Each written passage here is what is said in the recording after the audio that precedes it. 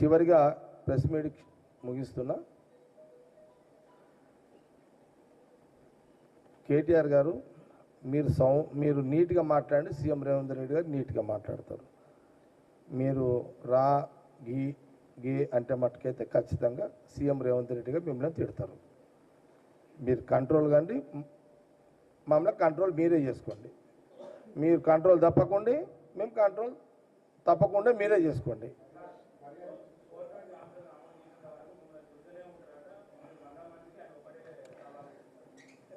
అరే ఏమన్నాడు కేటీఆర్?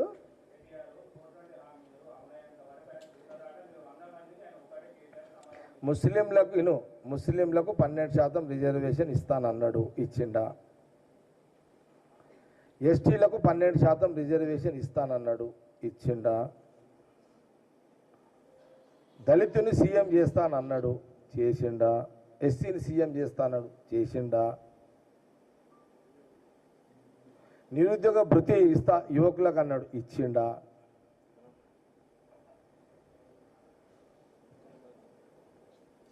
డబల్ బెడ్రూమ్లు అన్నావు, ఏమాయే?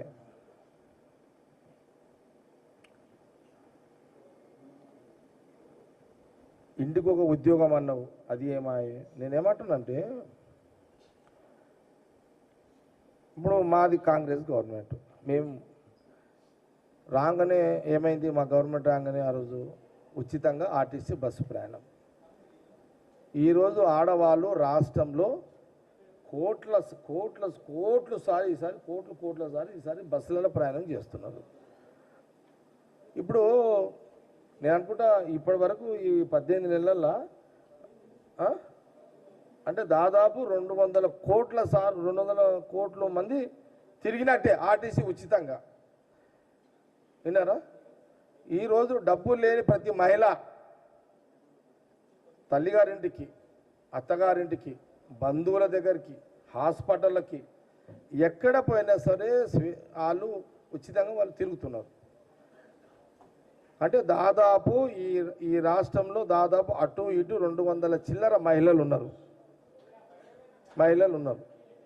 అంతమంది అయితే కొంత బస్సుల కార్ల సౌలత్ ఉన్న వాళ్ళు కాక బస్సు మీద డిపెండ్ అయిన వాళ్ళు ఎంతమంది అయితే బస్సులలో తిరుగుతున్నారు కదా. కాబట్టి అదొక సక్సెస్ మాది. సన్న బియ్యం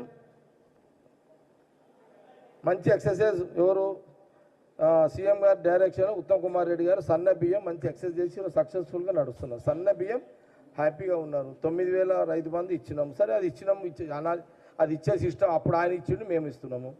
రుణమాఫీ వాళ్ళు 10 ఏళ్ళకి చేస్తే మేము ఏడాదిన్నరకే చేసేసినాము.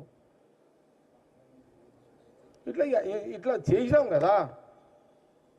ఇప్పుడు రేషన్ కార్డులు తయారవుతున్నాయి, ఇప్పుడు స్టార్ట్ అయినాయా? అవుతున్నాయి, ఇప్పుడు రెడీ అయినాయి, ఇస్తారు. ఇక రేషన్ కార్డ్స్ స్టార్ట్ చేసిర్రు, ఇస్తున్నారు ఇప్పుడు. నేను ఏమంటున్నంటే ఇది అన్నాం, ఇంకా ఇది ఏమి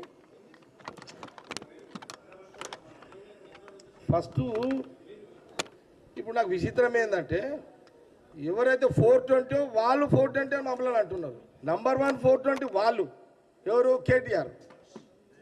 420 నువ్వుండి మమ్మల్ని అంటే మొన్న దానికి ఏదైనా వాల్యూ, దానికి ఏమైనా అర్థం ఉందా?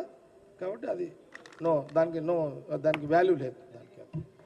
ఓకే, మళ్ళీ ఒకసారి చెప్తున్నా చివరిగా, నువ్వు కంట్రోల్గా మళ్ళీ వినండి కేటీఆర్ గారు, నువ్వు కంట్రోల్గా అన్కంట్రోల్ కాకు. నువ్వు కంట్రోల్ ఉంటే మేము కంట్రోల్ ఉంటాము, నువ్వు అన్కంట్రోల్ అయితే మేము అన్కంట్రోల్ అవుతాము. నువ్వు మళ్ళొక్కసారి ఛాలెంజ్ చేస్తే ఛాలెంజ్లకు నేనే వస్తా. మా మంత్రులు కూడా ఆ టైంకి అందుబాటులో ఉంటే వాళ్ళు కూడా వచ్చే అవకాశాలు కూడా ఉంటాయి. మా మినిస్టర్స్ కూడా ఒకవేళ జిల్లా పర్యటన లేకపోతే ఆ టైంలో ఏమైనా మా మినిస్టర్స్ అందుబాటులో ఉంటే వస్తుంది. మీ నాయన రోడ్ మీదకి వస్తే నేను మా నాయకుడిని అడిగి, మా సీఎంని అడిగి నేను కూడా ఒప్పిస్తాను. ఇది క్లారిటీ ఉంది. ఓకేనా? క్లోజా?